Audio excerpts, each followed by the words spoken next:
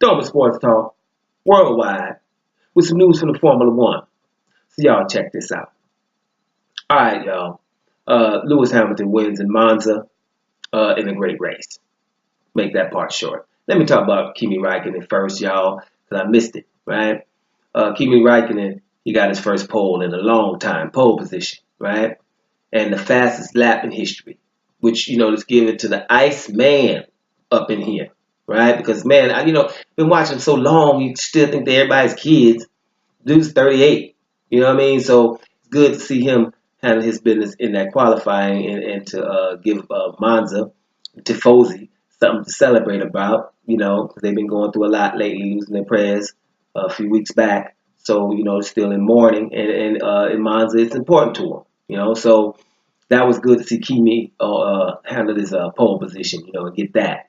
Now to the race, it was a good race. Kimi and your boy Vettel handled their business in the beginning, but Hamilton was right on them, right? And then boom, Hamilton attacked, and him and your boy Vettel hit each other. Bam! Vettel's all the way out to the back, spent out, broke some parts. Hamilton kept on trucking. So long story short, with safety car phase, this and that, Hamilton finally overtook late in the race, and to bring that home in Monza. Now, Kimi Raikkonen could have had that race, but the tires, they were having problems with the tires because we know, which was odd to watch, Ferrari had the pace, just like last week on the fast tracks. And they haven't won that much in Monza lately because normally, we're going to have Mercedes power, baby. Ferrari had the pace. So they were favorites here, right? That's the point. That's why this is kind of a big win for Mercedes because actually they didn't have the pace here. They probably would have been, happy with getting second place there to win it on that track. And this is just indicative of what's been going on in the Formula One season this year. Your boy Vettel winning in Silverstone. Lewis Hamilton winning in the Hockenheim. These two legends, these four-time champs are going at it. Now, of course, this is a small hit, but when those strong cars get hit and they're at the back of the grid, they're going to still, get back up, fourth, fifth. Vettel, I think, ended up in fifth place. Still got some points. So, got his damage control to do the best he can in that situation, right?